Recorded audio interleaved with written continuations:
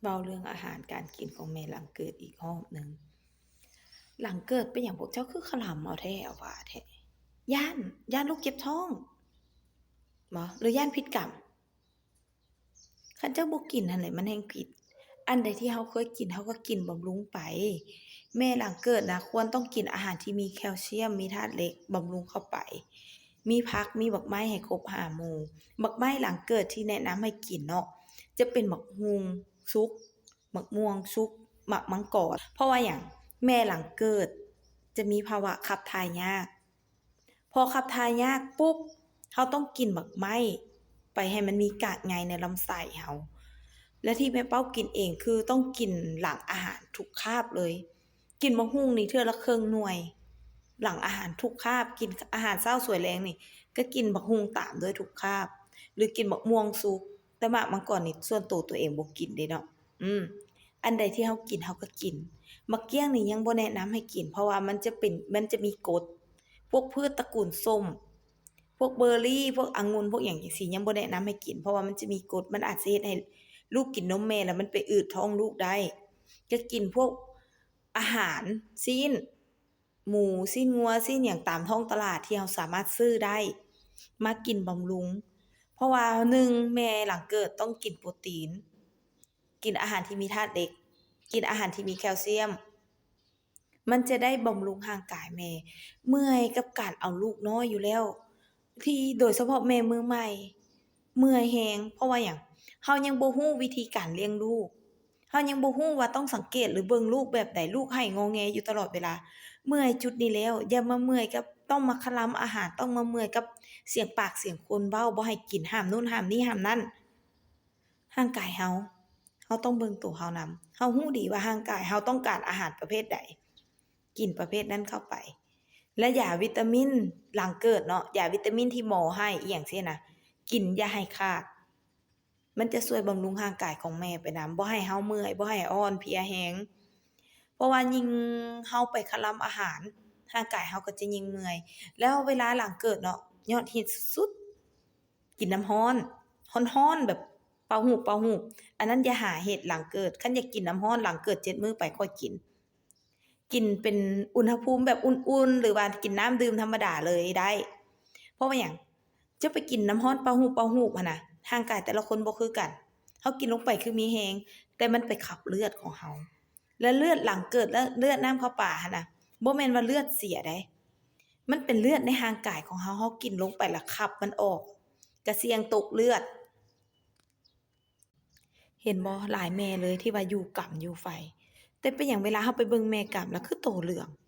หน้าเหลืองซีดแบบคือบอกบ่ถูกคือโทรมแล้วก็ซีดหน้าเหลืองบ่ได้มีผิวพรรณแบบสดใสมีน้ำมีนวลหรือว่ามีเลือดฝาดย้อนว่าหยังเจ้ากินน้ำร้อนหลายเกินไปแล้วเจ้าไปขับเลือดเจ้าออกว่าแต่น้ำเข้าปากเลือดเสียขับออก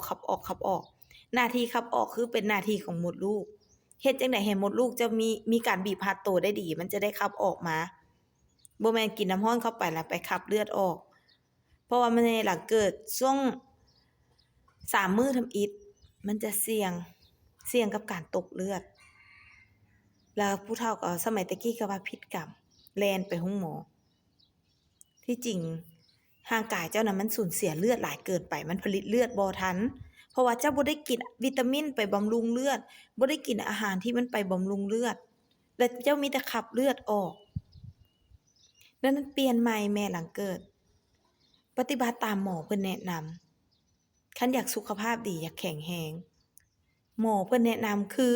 มันมีวิทยาศาสตร์รองรับการแพทย์รองรับแล้วเพิ่นจึงแนะนำบ่แม่นว่าสุ่ม4สุ่ม5เพิ่นแนะนำเรา สามารถเซิร์ชเบิ่งใน Google อิหยังก็ได้วิธีการทันสมัยคือยุคแต่ก่อนเจ้าก็อย่าลืมว่าเจ้าบ่ได้ไปเกิดลูกอยู่โรงหมอเจ้าบ่ได้ผ่านการหยิบเจ้าบ่ได้มียากินก็เฮ็ดแบบวิธีสมัยก่อนได้แต่ยุคนี้มันมียากินมีการหยิบเฮาสิไปเฮ็ดแบบคือยุคก่อนแบบเต็มร้อยเลยบ่ได้ไหมหยิบขาดไปหยิบใหม่เจ็บ2รอบตกเลือดเสียเลือดหลาย ได้แล่นไปโรงหมอคืนคันเอาทันก็รอดเอาบ่ทันก็ตายแล้วเฮาน่ะอยากมีชีวิตอยู่เบิ่งลูกน้อยบ่ อยากมีชีวิตเบิ่งลูกน้อยเฮาก็ต้องรู้ร่างกายเฮาหลังเกิดแม่หลังเกิดร่างกายอ่อนเพลียอยู่แล้วเบิ่งคันเกิดเองอะนะกระดูกหักเป็น20ท่อนเทียบกับกระดูกหัก20ท่อนมดลูกเฮามันขยายตอนถือพารับน้ำหนักลูกน่ะ3โล4โลแล้วหลังเกิดมาปุ๊บเฮาก็ต้องเบิ่งแยงร่างกายเฮา1อาหารการกิน2ความสะอาดสะอ้าน3การนอนหลับให้เพียงพอ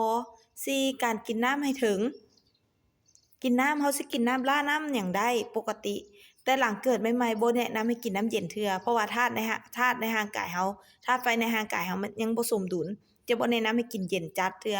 อาจจะกินเป็นน้ำดื่มธรรมดาหรือน้ำอุ่นนิดๆได้แต่ถ้าจะถึงร้อนบ่แนะนำเพราะว่าคันร้อนจัดช่วง3มื้อแรก72ชั่วโมงหลังเกิดจะเสี่ยงกับการตกเลือดเห็นบ่หลังเกิดแม่เป้าจึงว่าแนะนำกินยาพิมพ์ หลังเกิดเป็นอย่างพิมพ์จึงแนะนำให้กินหลังเกิด7แม่นหลังเกิดเองเป็นอย่างแม่เป้าจึงแนะนำให้กินพิมพ์หลังเกิดเอง7มื้อแต่ว่าหลายแม่เองก็ร้อนใจร้อนอยากกินไวๆเกิดปุ๊บอยากกินเลยอยากไปขับเลือดอยากขับน้ำเข้าปลาออกอยากให้มดลูกเข้าอูไปคืออย่าใจร้อนทุกอย่างในร่างกายของเราทุกอย่างมันมีเวลาของมันอย่าใจร้อนหลังเกิดเองก็รอไปอีกแค่7มื้อ แล้วก็กินถ้าว่าอยากอยู่ไฟก็รออีก7มื้อก่อนให้ไหมหยิบเฮาที่เฮาหยิบน้องสาวเฮานี่น่ะคือมันหยิบ3 2สั้น3สั้นพู้นใดพวกเจ้าเวลาหยิบนั่นน่ะหยิบจากสั้นในมันแหกหั้นแล้วหยิบออกสั้นนอกแล้วก็หยิบหม้องใกล้หูทวารเฮาอีกดังนั้นอย่าใจร้อนเวลาเขาเกิดลูกอะน่ะอย่าสุฟ้าวอยากว่าอุ๊ยอยากให้หุ่นเข้ารูปไว้อยากให้กินยาขับมดลูกออกขับอันน้ำเข้าปากออกไวๆให้มันแห้งไวๆ อย่าใจร้อนทุกอย่างมันมีเวลาของมันหลังเกิดน้ำเข้าปากอะ2หา4อาทิตย์สูงสุด6อาทิตย์จึงแห้งมันก็มีเวลาของมันดังนั้นอย่าใจร้อนอย่าไปว่าหลังเกิดปุ๊บรีบเร่งกินน้ำร้อนหลายๆหลายๆเพื่อขับน้ำเข้าปากออกให้มันแห้งไวมันสิขับเลือดเจ้าหั้นออกเบิดโตแล้วโตเจ้าก็จ้อยโทรมบางคนก็เหลืองซีดคือคนบ่มีเลือดนี่นั่นแหละ ดังนั้นทุกอย่างมันมีเวลาของมันเฮาอย่าใจร้อนเนาะอย่าใจร้อนกินอาหารบำรุงกินน้ำให้ถึงพักผ่อนให้พอถ้าว่าอยากอยู่ไฟคือสมัยแต่ก่อนหน้าท้องเพิ่นจะอยู่เพิ่นจะนิยมคือฉางไฟแล้วก็เอาท้องนอนเมบลงอันนั้นเฮ็ดได้แต่แนะนำสักแบบรอให้ไหมหยิบมันเจ้าเริ่มมันสิละลายแล้วเจ้าค่อยเฮ็ด ขางแบบนั้นมันจะดีกว่าอย่าว่าอุ๊ยข้อยก็บ่ข้างก้นข้อยข้างแต่แอวความร้อนมันบ่กระจายส่ำบ่ขนาดร้อนเฮาก็ยังร้อนเบิดต้นเบิดโตอืมดังนั้นทุกอย่างใจเย็นๆคันเฮาไปคันไหมหยิบมันละลายก่อนหรือบาดเฮามันยังบ่จอดติดกันหั้นน่ะเฮาไปหยิบ2เทื่อน่ะพวกเจ้าเอ๊ยเจ็บโคตรเจ็บกว่าตอนเกิดแล้วหยิบหั้นอีก แล้วเราสิไปให้ร่างกายเราเจ็บหยังฮอด2รอบเนาะดังนั้นใจเย็นๆหลังเกิดมาเราก็บำรุงอาหารเรากินอาหารพวกที่มีธาตุเหล็กพวกที่มีแคลเซียมอยากกินนมกินได้เนาะอยากกินอิหยังที่เราเคยกินบำรุงตอนถือพาหั้นน่ะกินบำรุงไปเลยแค่เรางดพวกของจัดเผ็ดจัดเค็มจัดของดองพวกปลาแดกดิบ หลังเกิดน้ำเข้าปากนี่แผลเฮายังบ่ดีนี่ก็คะลำปลาแดกคะลำของดองก่อน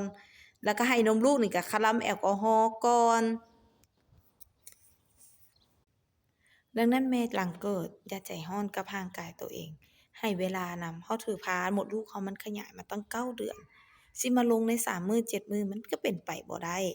เนาะมันก็มีเวลาของมันอืมดังนั้นอย่าใจร้อนและสำหรับแม่ใดที่ว่ามีหลังเกิด อุ๊ยข้อยยุคนี้แล้วข้อยบ่อยากอยู่ไฟ